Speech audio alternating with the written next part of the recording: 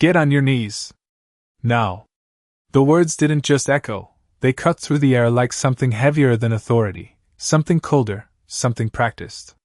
Imagine standing there, in the middle of a crowded street just past 5 p.m., golden sunlight stretching across storefront windows, people slowing down, phones already halfway raised, not because they understand what's happening, but because they don't want to miss it. Maya Carter didn't move right away. Not out of defiance. Not out of fear. She simply stood there, her breath steady, her shoulders relaxed, like the command had arrived too late to change anything about her. Officer Daniel Brooks stepped closer, his voice sharper this time, louder, meant for the growing audience. I said get down. There was a flicker in his eyes, not uncertainty, not yet, but something restless, like he needed the moment to go exactly how he imagined it would. Around them, murmurs began to ripple. Someone whispered. Someone laughed under their breath. Someone pressed record. Maya slowly lowered herself, controlled, deliberate, her knees touching the pavement without a word, her gaze lifting just enough to meet his. Not pleading. Not angry. Just watching. That was the part no one understood. Most people in that moment would explain, defend, react, anything to push back against the weight of being seen like that in public. But she didn't. She let the silence stretch. She let it breathe. And somehow, that silence felt louder than anything he could say. Daniel tightened his grip on the situation, or at least tried to. You match a description, he said, though even he didn't elaborate. It wasn't about the description. It was about control. About being the one who decided how this moment would end. He reached for the cuffs, the metal catching the last light of the afternoon, and for a brief second, everything seemed predictable. Routine. Another stop. Another story that would disappear by morning. You're making a mistake, Maya said quietly. Not a threat. Not even a warning. Just a statement, spoken like someone reading a fact already written. He smirked, shaking his head as he secured the cuffs. That's what they all say. But she didn't respond. Didn't argue. Didn't even blink. Instead, her eyes shifted, just slightly, past him. Not enough for anyone else to notice. Not enough to break the illusion. But enough. Because a few yards away, parked just outside the flow of traffic, a black SUV sat idling, engine low, windows tinted just enough to hide the people inside. A voice crackled softly through a radio. Confirm visual. Inside, someone leaned forward, watching the scene unfold with a level of focus that had nothing to do with curiosity. Back on the street, Daniel straightened up, scanning the crowd with a sense of finality. Another one off the street, he muttered, more to himself than anyone else. The phones were still up. The whispers still moving. The story, to everyone watching, was already written. But what no one realized, not the crowd, not the officer, not even the man standing closest to the curb, was that the moment they thought was ending hadn't even begun yet. The air did not move, but something in it shifted, like a quiet signal passing through a space no one else could see, and Maya felt it before she heard it. A low vibration beneath the noise of the street, beneath the whispers, beneath the sound of Officer Daniel Brooks adjusting his stance like he had already finished the story in his head, and for a moment everything slowed, the kind of stillness that does not announce itself, it just arrives. Heavy, certain, inevitable, and somewhere behind the line of parked cars, inside that black SUV, a hand lifted slightly, 2 fingers, a silent command, and the radio answered with a calm voice that carried none of the hesitation found outside. Confirmed. It said just one word, but it carried weight, the kind of weight that does not need volume to be heard. Back on the pavement, Daniel glanced at his watch, more out of habit than concern, unaware that time had already slipped beyond his control. You are going downtown, he said, his tone clipped, rehearsed like he had said it 100 times before and expected it to land the same way every time. But Maya did not react, not even when the metal rested against her wrists, not even when the crowd leaned in closer, waiting for something louder, something messier, something they could feel justified recording. Instead, she simply breathed, slow and even, like someone who had learned long ago that the loudest moments were not the ones that mattered. "You should really think about this," she said softly, her voice steady, almost level with the hum of the city, and for the first time Daniel hesitated, not visibly, not enough for anyone else to notice, but just enough, a flicker behind his eyes, gone as quickly as it appeared. He shook it off, straightened his shoulders, and reached for the door of his patrol car, but before his hand touched it, the sound arrived, low at first, almost mistaken for distant traffic, then clearer, engines, not one, not two, but several, moving in sync, controlled, deliberate, and one by one heads turned, conversations cut short, phones lifted higher, the rhythm of the street breaking into something unfamiliar. Daniel turned as well, slower this time, his expression tightening. As the black SUVs rolled into view, not fast, not aggressive, just precise, like they already knew exactly where to stop, and when they did, the doors opened almost at the same time, not rushed, not chaotic, just measured, boots touching the pavement in quiet succession, and suddenly the space between everyone felt smaller, tighter, like the air itself had been replaced. No sirens, no shouting, just presence. The kind that does not ask for attention but takes it anyway. Daniel's grip loosened. Without him realizing it, his voice caught somewhere between confusion and control. "What is this?" he started, but the words did not land the way they were supposed to, because the moment no longer belonged to him, and Maya, still on her knees, lifted her head just slightly, her eyes no longer on him, but on the figure stepping forward, calm, focused, certain, and in that silence, the kind that stretches just before everything changes, one of them spoke, not loudly, not forcefully, but with a clarity that left no room for misunderstanding. "Officer," the voice said, steady and controlled, "you need to let her go." For a moment, no one moved, not the crowd, not the officers stepping out of the SUVs. Not even Officer Daniel Brooks, whose hand hovered uncertainly near the patrol car door as if the next second required permission he no longer had, and the voice that had spoken did not repeat itself, it did not need to, because it carried something far heavier than urgency, it carried certainty, the kind that settles into a space and reshapes it without force. Daniel straightened slowly, his jaw tightening as he looked toward the man approaching him, dressed in a dark suit that did not announce authority but somehow held all of it. "This is an active arrest," Daniel said, his voice regaining a layer of control, though thinner now, stretched, like something being held together by habit, not confidence. "You are interfering." The man did not react immediately, he simply took another step forward, calm, measured, his eyes scanning the scene not with curiosity but with assessment, as if every detail had already been anticipated. "No," he replied evenly. "You are." And the words landed differently, not louder, not sharper, but final, like a door closing somewhere Daniel could not see. The crowd shifted again, phones still raised but now steadier, quieter, the energy changing from entertainment to something closer to confusion, to tension, because whatever this was, it was no longer routine. Daniel glanced back at Maya, still on her knees, still composed. And for the first time her silence felt less like compliance and more like control, like she had stepped into a moment she understood far better than anyone else around her. "Who is she?" Daniel asked, not directly, not confidently, but the question slipped out anyway, and the man in the suit paused just long enough to let that question exist in the air, to let it grow heavier. "That," he said, his voice steady, "is exactly the problem."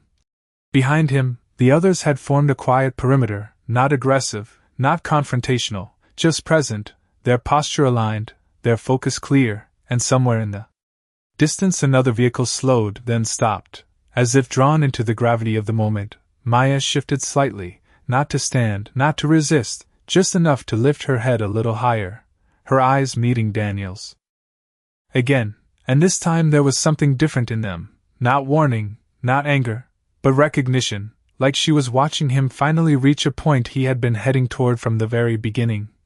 "You still have time," she said quietly, her voice calm, almost gentle, and that was what unsettled him the most, not the words themselves, but the way she said them, like she was offering him something instead of asking for anything. Daniel hesitated, the space around him no longer his, the authority he carried now feeling questioned without anyone raising their voice, and in that hesitation, the man in the suit reached into his jacket, slowly, deliberately, removing a small, dark folder. He held it for a second, not presenting it, not forcing it forward, just letting it be seen, and when he finally spoke again, his tone did not change, but the weight behind it did. "You are going to remove those cuffs," he said. "And you are going to do it carefully." The street had gone quiet. Now, not silent, but focused, like every sound had been pulled inward, waiting, and Daniel's hand, still near the door, lowered just slightly, his eyes flicking between the folder, the men, and finally back to Maya, who had not moved, not rushed, not reacted, because she had never been waiting for permission. She had been waiting for this exact moment, the one where everything shifted, and nothing could go back. Daniel did not move right away, and in that fraction of hesitation, everything around him seemed to press closer, not physically, but mentally, like the space he had controlled just moments ago was no longer responding to him, his fingers flexing slightly as if trying to reconnect with a certainty that had already slipped away. "I need identification," he said, but the words came out thinner this time, less like a command and more like a reflex, something he had been trained to say when control started to fade. The man in the suit did not raise his voice, did not step closer, he simply opened the folder, slow enough for Daniel to follow, deliberate enough to remove any doubt, and inside, the contents were not dramatic, no flashing badges, no exaggerated gestures, just clean documentation, precise, official, undeniable, the kind of authority that did not need to prove itself because it already existed at a level most people never saw. Daniel's eyes moved across the page, scanning, then stopping, then scanning again, his posture tightening not out of strength, but out of realization, and behind him, the crowd had gone almost completely still, the phones no longer shifting. The whispers replaced by something quieter, something heavier, because even without understanding the details, they could feel the shift, they could sense that whatever this moment was, it had moved beyond what they had expected to witness. Maya remained exactly where she was, her breathing even, her gaze steady. But now there was a subtle change, not in her posture, but in the air around her, like the silence she had been holding was finally beginning to speak for her. Daniel swallowed, his hand lowering further, his grip on the situation unraveling piece by piece. "This does not make sense," he said under his breath, though no one had asked him to explain it, and the man in the suit closed the folder gently, not with force, not with emphasis, just enough to signal that the explanation had already been given. "It does," he replied calmly. "You just were not supposed to be part of it." And that was the moment Daniel's expression changed completely, not because he suddenly understood everything, but because he realized there was something far bigger at play than anything he had considered, something that had been unfolding long before he stepped into this street, long before he made his decision, long before he saw Maya as anything other than a situation he could control, and now, standing there, he was no longer in control of anything, not the scene, not the outcome, not even the narrative he had already begun to build in his head. Maya shifted again, slowly this time, her voice cutting through the stillness not as a demand, but as a quiet anchor. "Officer," she said, and the way she said it carried no anger, no accusation, just clarity. "This is where it changes."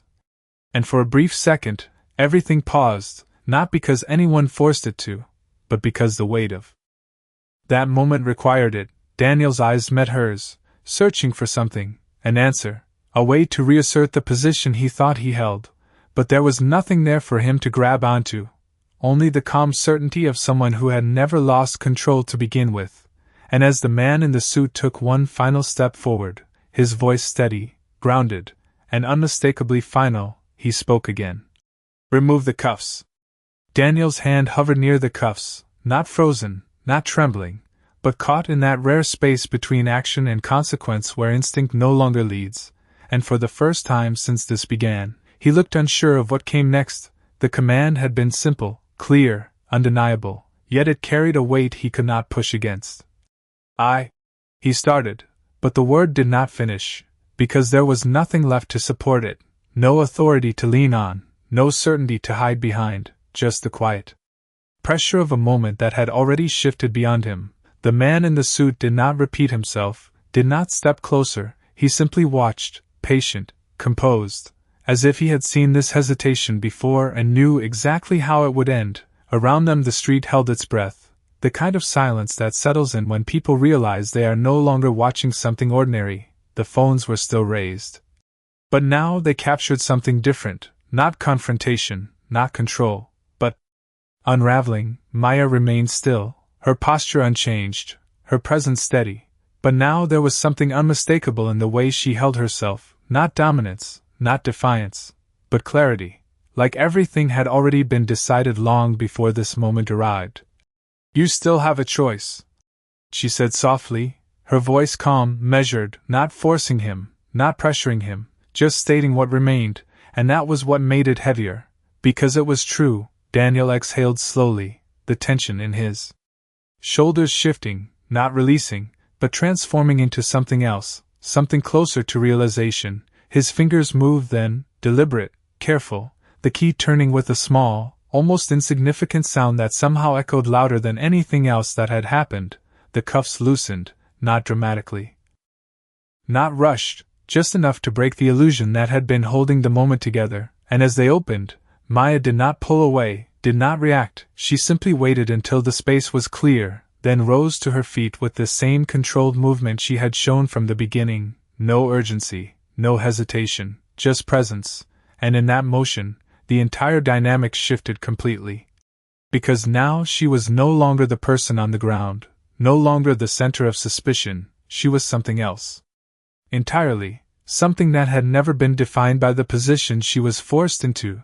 Daniel stepped back slightly, not commanded, not instructed, just moved by something he could not fully explain, his eyes following her as she stood, as she adjusted her jacket with a small, precise motion, as if resetting the moment without needing to acknowledge it.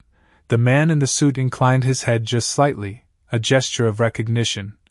Not introduction, not announcement, just confirmation, and for a second, the world seemed to realign around her, the vehicles, the people, the silence, all of it adjusting to a reality that had always been there but had gone unseen. Daniel opened his mouth again, but no words came, because whatever he was about to say no longer mattered, not here, not now. Maya looked at him then, not with judgment, not with anger, but with something far more unsettling, understanding. Like she saw exactly how this had unfolded from his side, exactly how small decisions had led to a moment he could not take back. "This was never about me," she said quietly, her voice steady, carrying just enough for him to hear, and as the words settled, they revealed something deeper, something he had not considered until now, that this moment, this mistake, this unraveling, was not an isolated event, it was part of something larger, something already in motion, something that had been watching, waiting, documenting, and as one of the agents stepped forward, speaking softly into a radio, Daniel realized with a slow, sinking clarity that the moment he thought he controlled had been observed from the very beginning. The street did not return to normal, not right away, because moments like this do not simply end, they linger, they stretch, they settle into the space like something permanent, and as Maya stood there, fully composed, fully present, the balance of everything around her had already shifted into a new reality, one where she was no longer being questioned, but quietly recognized, not announced, not explained, just understood by those who needed to understand. The man in the suit stepped slightly to her side, not in front, not behind, but aligned, a subtle position that spoke louder than any introduction ever could, and for the first time since the vehicles arrived, the structure behind it all became visible, not in titles, not in ranks, but in behavior, in precision, in the way no one moved without purpose. Daniel watched it unfold with a growing awareness that what he was seeing was not a reaction, it was a system already in motion, one that had not been triggered by him, but had simply reached a point where it could no longer remain hidden. "What is this?" he asked again, quieter now, not demanding an answer, but needing one, and the question did not land on Maya, it did not even land on the man beside her, it simply existed, unanswered, because the answer was no longer something he was entitled to. Maya turned slightly, her gaze moving past him, toward the SUV, toward the individuals who had arrived with a calm that did not belong to chaos, and when she spoke again, it was not to explain, not to justify, but to close a loop that had already been forming long before he stepped into it. "You were not supposed to see this part," she said, her voice even, controlled, and in that sentence there was no accusation, no judgment, just truth, the kind that does not need to be emphasized because it already carries its own weight. Daniel's mind raced, trying to connect pieces that had never been presented to him, trying to understand how a routine stop had turned into something that felt larger than anything he had trained for.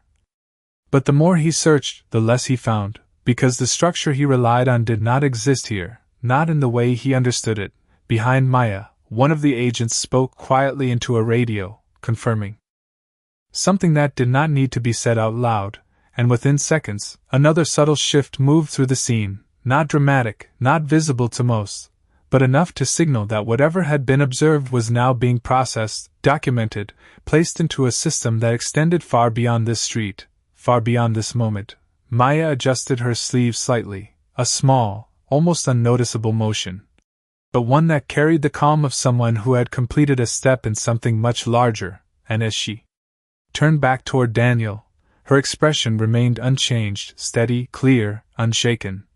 "This is where your part ends," she said quietly, and the words did not feel like a dismissal, they felt like a conclusion, final, measured, inevitable. Daniel stood there, no longer trying to assert control, no longer trying to understand in the way he had before, because somewhere in the silence that followed, he realized something far more unsettling than confusion. He realized that from the very beginning, from the moment he made his first decision, he had not been leading the situation at all. He had been stepping into something already designed, already observed, already waiting, and now, standing in the aftermath of a moment he thought he controlled, he understood, too late, that he had not stopped someone important, he had revealed himself to the wrong system entirely. The silence did not break, it deepened, like the world itself had stepped back to make space for something that could not be undone, and Daniel felt it in a way he had never felt before, not as pressure from the outside, but as something internal, something shifting inside his own understanding of what had just happened, because for the first time, he was not standing above the situation, he was standing inside it. And it was no longer responding to him. The crowd had stopped whispering now. Not because they were told to, but because they sensed something had crossed a line they could not define. Their phones still raised, but their expressions changed, curiosity replaced with something quieter, something closer to realization, and in the middle of it all stood Maya, calm, composed, unchanged, like the center of a storm that had never actually touched her. The man beside her spoke again, not to Daniel this time, but into a small device clipped near his collar, his voice low, precise. "Subject confirmed, situation contained," and the words carried a finality that Daniel could not ignore, because they were not describing what might happen, they were describing what had already been decided. Daniel shifted his weight, his mind trying to catch up, trying to find something solid to hold on to. "Contained," he repeated under his breath, and in that word he heard it, not just the meaning, but the implication that this was not an isolated incident, not a misunderstanding, but part of something structured, something deliberate, something that had been watching, documenting, waiting, and he had stepped directly into it without ever realizing it. Maya turned slightly, her gaze moving across the scene, not searching, not reacting, just observing, as if confirming what she already knew, and then she looked back at him, not with anger, not with superiority, but with something far more unsettling, clarity, the kind that does not need to prove itself. "You thought this was about control," she said quietly, her voice steady, measured. "But control is not what you take, it is what you understand." And the words settled into him, not loudly, not forcefully, but deeply, because they revealed something he had not considered until now, that every decision he had made in the last few minutes had not been questioned, it had been recorded, not challenged, but observed, and now, standing there, he was not being confronted, he was being evaluated. The agents around them began to move, not in a rush, not with urgency, but with purpose, small adjustments, quiet communication, the kind of motion that signals transition, not escalation, and one by one, the pieces of the moment began to shift into their next phase. Daniel watched as one of them stepped toward his patrol car, not touching it, not interfering, just noting it, documenting it, as if every detail mattered because it did. Maya took a single step forward then, closing the space between them just enough to bring the moment into focus, her presence steady, her voice calm. "There is always a moment," she said, "when things can still be corrected." She paused, not for effect, but because the truth required space. "You passed that moment." And with that, the last illusion of control disappeared, not taken from him, but revealed to have never truly been there. Daniel stood still, no longer reacting, no longer resisting, because somewhere in that silence, he understood that what had just happened was not a mistake that could be explained away. It was a moment that had been seen, recorded, and placed into a system far beyond his reach, and as the vehicles idled quietly behind her, and the agents continued their precise, measured movements, he realized something that settled heavier than anything else. This was not the end of the situation, it was the beginning of its consequences. The moment did not explode, it tightened, like a quiet grip closing around everything that had just happened, and as Daniel stood there, the weight of it began to settle in ways he could not push away, not with words, not with posture, not with the badge on his chest that suddenly felt smaller than it ever had before. The agents continued their movements with the same measured precision, one of them stepping closer to the edge of the scene, speaking calmly into a device. "Local presence secured. Initiating review." And the phrase carried something deeper than its surface. It was not about what had just occurred, it was about what would follow, the kind of follow-up that did not fade, that did not disappear with time. Daniel's eyes shifted toward the patrol car, then back to Maya, then to the man in the suit, searching for something that resembled the structure he understood, but it was not there, not in the way he expected. Because this was not about immediate consequence, it was about something far more controlled, far more deliberate. Maya stood quietly, her presence unchanged, but now there was a subtle authority in the way the space responded to her, not forced, not declared, just recognized, and when she spoke again, her voice did not rise, did not sharpen, it remained steady, almost reflective. "Most people think moments like this end when the scene clears," she said, her eyes steady on him. "But this is where they are actually recorded." Daniel felt the words land deeper than anything before, because they carried a truth he could not dismiss, a truth that reached beyond the street, beyond the people watching, into something that would continue long after this moment passed. Behind her, one of the agents adjusted a small camera mounted discreetly on a vehicle, its lens catching the final angles of the interaction, not for display, not for public attention, but for something internal, something structured, something that did not rely on opinion. Daniel exhaled slowly, the tension in his chest shifting into something heavier, something closer to understanding, not complete, not comfortable, but unavoidable. "So what happens now?" he asked, his voice quieter, stripped of the certainty it once carried, and for a brief second, no one answered, not because the question did not matter, but because the answer did not belong to a single voice, it belonged to a process already in motion. The man in the suit glanced toward Maya, a silent acknowledgement passing between them, and then he spoke, calm, measured. "Now it is reviewed," he said, and there was no threat in his tone, no satisfaction, just fact, the kind that does not need emphasis because it carries its own weight. Maya took a slow breath, her gaze lifting slightly toward the horizon, where the sunlight had begun to fade into a softer glow, the end of the day approaching, but not the end of what had been set in motion. "Every decision leaves a trace," she said quietly, her voice almost blending with the air itself. "Some people just do not realize when they are being seen."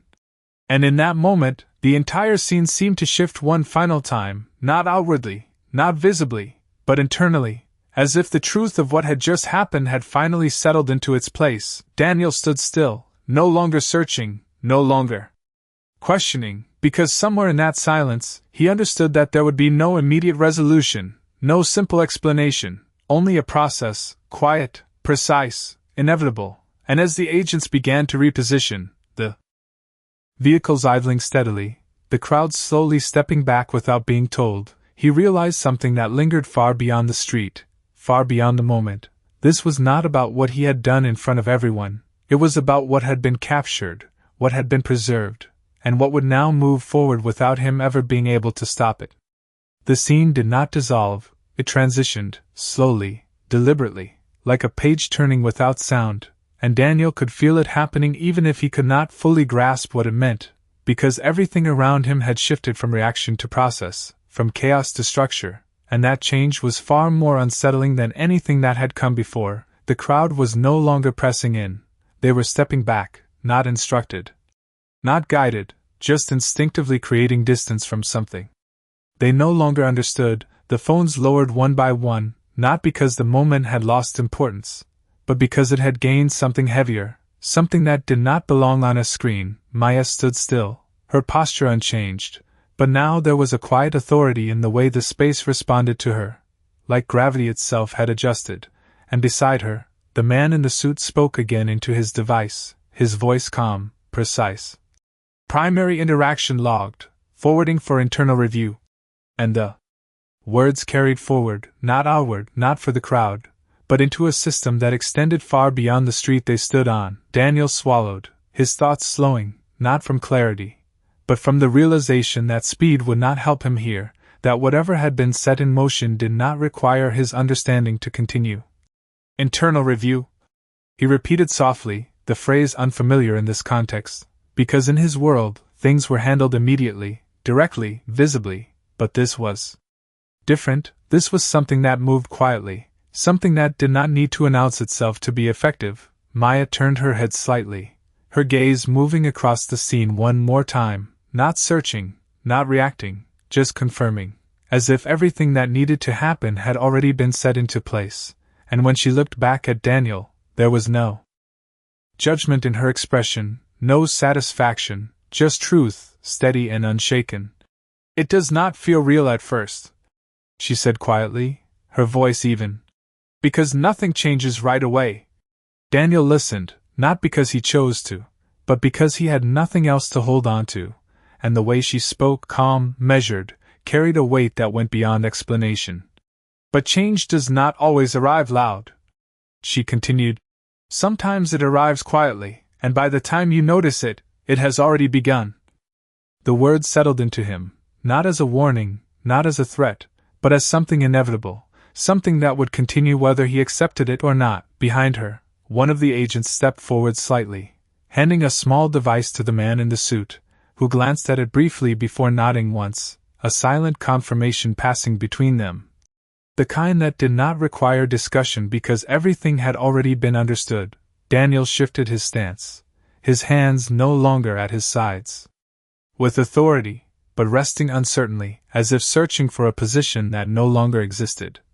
"So this just continues," he said, his voice quieter now, stripped of its edge, and the man in the suit looked at him, not unkindly, not harshly, just directly. "It already has," he replied, and that was the moment it settled completely, not as confusion, not as resistance, but as realization, that this was not a turning point, it was a checkpoint, one that had been reached, documented, and passed. Maya took a small step back then, not retreating, not disengaging, just allowing the space to realign once more, and as the agents began to move with quiet coordination, the vehicles preparing to depart without urgency, without spectacle, Daniel understood something that stayed with him long after the moment itself had begun to fade. This was never about stopping him in the moment. It was about ensuring that the moment would not be forgotten, and as the streets slowly returned to motion, the last traces of the scene dissolving into the rhythm of the city, he realized that what had just happened was not over, it had simply moved beyond where he could see it. By the time the last SUV door closed, the street had already begun to forget what it had witnessed, not completely, not entirely, but enough to return to its rhythm, the distant hum of traffic blending back into the air, footsteps resuming, conversations restarting in fragments. Yet for Daniel, nothing had returned, nothing had reset, because what had shifted inside him did not follow the same rules as the world around him. He stood there for a moment longer than necessary, longer than anyone else would have, his eyes tracing the Space where Maya had stood just seconds before, now empty, as if she had never been there at all, except she had, and the absence she left behind felt heavier than her presence ever did.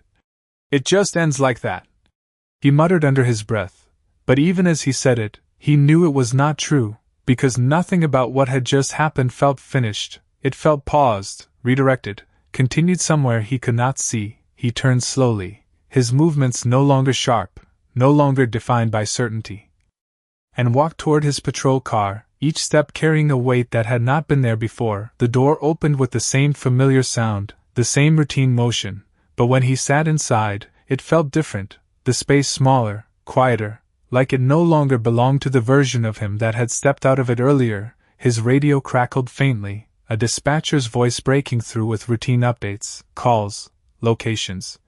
The normal flow of information that once anchored him, but now it felt distant, disconnected, like it belonged to a system that had just shown him its limits. He did not respond right away, his hand resting on the steering wheel as his mind replayed the moment, not the commands, not the words, but the silence, the pauses, the points where everything could have shifted but did not.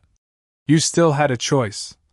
Her voice echoed faintly in his memory, and that was the part that stayed, not because it accused him, but because it was true, and truth, once recognized, does not disappear, it settles, it remains. He exhaled slowly, his reflection faint in the windshield, not the same as before, not because he had changed completely, but because something had been revealed.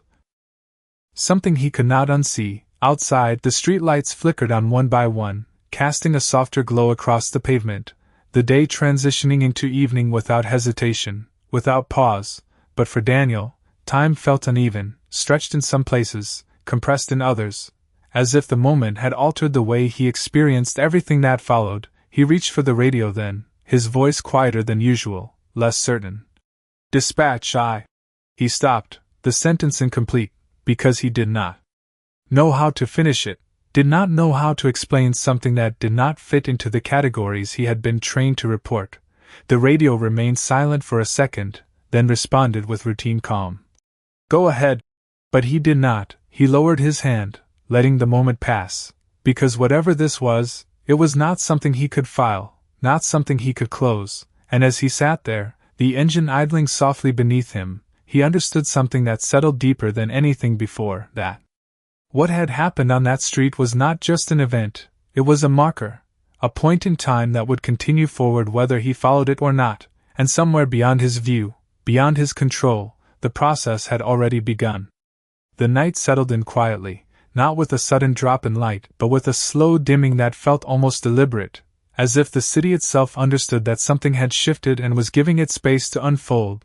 Daniel remained in the driver's seat longer than he realized, the engine humming softly beneath him, the radio occasionally breaking the silence with routine updates that no longer felt routine, and for the first time in years, he did not reach for them, did not respond with the automatic precision that had once defined him, because his attention was no longer on what was happening around him, it was on what had already happened, replaying not as a sequence of actions but as a pattern, a structure he had failed to recognize in the moment, the stillness of Maya, the timing of the vehicles, the calm certainty of the man in the suit. None of it had been random, none of it had been reactive. It had all been part of something already in motion, something he had interrupted without understanding. He finally turned the key, the engine quieting down as the sudden silence filled the car in a way that felt heavier than the noise ever did. Stepping out, he closed the door slowly, the sound echoing just enough to remind him that he was still here, still in control of something, even if it no longer felt like much. The street had thinned out, the earlier crowd replaced by a few distant figures moving along the sidewalk, unaware or uninterested in what had taken place just hours before. But Daniel knew better, because while the street had moved on, the moment had not. It had simply shifted into a different phase, one he could not see but could feel, like a current moving beneath the surface. He glanced down at his hands briefly, not because they had changed, but because the way he saw them had, and that difference was enough to unsettle him in ways he could not explain. His radio crackled again, this time more direct. "Unit 12 confirm. Status." The voice came through clearly, expectant, normal, and for a second, Daniel hesitated, not because he did not hear it, but because he did not know which version of himself was supposed to answer, the one from earlier, certain, controlled, unquestioned, or the one standing here now, aware that certainty could be misplaced, that control could be an illusion, that being unquestioned did not mean being right. He lifted the radio slowly, his voice steady but quieter than usual. Unit 12. Status normal. The words came out clean, professional, exactly as expected, but they felt different, because beneath them was an understanding that normal no longer meant what it used to. He lowered the radio, the silence returning once more, and as he looked down the street, his gaze lingered not on what was visible, but on what was not, on the spaces where things had happened, where decisions had been made, where consequences had begun to take shape, and in that quiet, he realized something that stayed with him long after the moment itself had faded from sight, that what defined that day was not the confrontation, not the correction, not even the presence of power he had not recognized. It was the realization that everything had been seen, everything had been recorded, and everything would be understood in a way he could not control. And as he stood there under the soft glow of the streetlights, he understood that this was not the kind of moment that ended when the street cleared. It was the kind that followed you, not loudly, not immediately, but steadily, until it reached its conclusion. The following morning did not arrive with clarity, it arrived with quiet, the kind that settles into a space before anything begins, and as Daniel stepped into the precinct just after 7 a.m., the familiar environment felt unchanged on the surface, the same fluorescent lights, the same low hum of conversations, the same routine unfolding around him, but beneath that surface, something was different. Something subtle yet undeniable, like a shift in gravity that no one acknowledged but everyone adjusted to. He walked past the front desk, his steps measured, controlled, yet lacking the certainty that once defined them, and for a moment, no one stopped him, no one questioned him, everything appeared normal, but then he noticed it, not in words, not in direct confrontation, but in glances, in pauses that lasted just a second too long, in conversations that softened as he passed, not silent, just quieter. And that quiet carried meaning. He reached his desk, setting down his keys with a small, precise motion, the sound sharper than it should have been, and as he looked up, he saw a folder resting there, plain, unmarked on the outside, but placed with intention, not left, not forgotten, and for a second, he did not touch it, not out of fear, but out of recognition, because somewhere deep down, he already knew what it represented, not the details, not the contents, but the continuation of something that had already begun. He sat slowly, his eyes fixed on it, the edges perfectly aligned with the desk as if someone had taken the time to ensure it was exactly where it needed to be, and when he finally opened it, there was no dramatic reveal, no bold statements, just documentation, precise, structured, undeniable, timestamps, observations, references, each line carrying the weight of something that had been seen and recorded without interruption, without distortion. His name appeared, not highlighted, not emphasized, just present, part of the record, part of the process, and as he read, the moment from the day before returned, not as memory, but as evidence, reframed, contextualized, placed into something far larger than the street where it happened. He closed the folder slowly, his hands resting on it for a moment, the silence around him unchanged, yet heavier, more aware, and then a voice behind him, calm, measured. "You should come with me." Daniel turned, his expression steady but no longer resistant, because he understood now, not everything, not completely, but enough to know that this was not about punishment, not about confrontation, but about consequence, the kind that unfolds quietly, deliberately, and cannot be avoided once it begins. He stood, not rushed, not forced, just moving forward because there was no other direction left, and as he followed down the hallway, past doors he had walked through countless times before, everything felt slightly different, not in appearance, but in meaning, because those same doors no longer represented routine, they represented process, evaluation, outcome, and as he stepped into the room at the end of the hall, the door closing softly behind him, he realized something that settled deeper than anything else. That the moment on the street had not been the event itself, it had been the beginning of something far more controlled, far more precise, something that did not rely on noise or reaction, but on truth, documented, reviewed, and now, finally, understood. The room was quiet in a way that did not feel empty, it felt intentional, like every sound had been removed so that nothing could distract from what was about to happen, and as Daniel sat across the table, his hands resting still, his posture no longer rigid but not collapsed hither, he realized that this was not a place designed to intimidate, it was a place designed to clarify, to strip everything down to what actually mattered. The people across from him did not rush, did not press, they simply observed, the same way the moment on the street had been observed, and in that observation there was no anger, no accusation, just focus, the kind that does not need emotion to be effective. A file sat between them, not new, not different, just a continuation of what had already been placed on his desk, and when one of them finally spoke, the voice was calm, measured. "This is not about a single moment," he said, and the words settled into the space without resistance, because Daniel already understood that, he had felt it long before he walked into this room.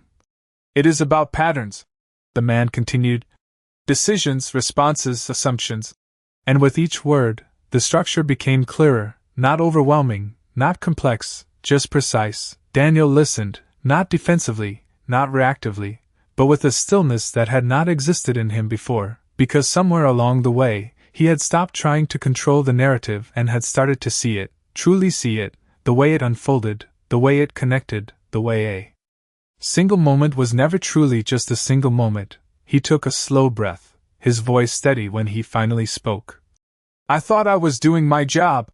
And there was no excuse in the sentence, no attempt to deflect, just truth, the kind that arrives late but still arrives. The man across from him nodded slightly, not in agreement, not in disagreement, just acknowledgement. "That is often how it begins," he replied, and the conversation did not escalate, it did not turn into confrontation, it remained grounded, deliberate, because this was not about breaking someone down, it was about revealing what was already there, and in that process, Daniel felt something shift again, not the sharp realization from before, but something quieter, deeper, understanding, not complete, not perfect, but present, and as the discussion continued, not in raised voices but in measured exchanges, the weight of the moment began to settle into its final form, not as punishment, not as closure, but as consequence. The kind that does not need to be dramatic to be lasting. Outside, the day moved forward as it always did, cars passing, people walking, the city continuing without pause, unaware of the quiet resolution taking place inside that room, and when the conversation reached its end, there was no final statement, no dramatic conclusion, just a pause, a shared understanding that what had been set in motion had now reached its point of recognition. Daniel stood slowly, not because he was told to, but because it was time, and as he reached the door, his hand resting briefly on the handle, he paused, not out of hesitation, but out of awareness, because he knew that what he was stepping into next would not be the same as what he had left behind, not because the world had changed, but because he had finally seen it clearly, and as he opened the door and stepped out, the quiet truth of everything that had happened followed him, not loudly, not forcefully, but steadily, a presence that would not fade, a reminder that lingered beyond the moment, beyond the room, beyond the badge itself. That power is not defined by what you can do in a moment, but by what remains when that moment is seen for what it truly is.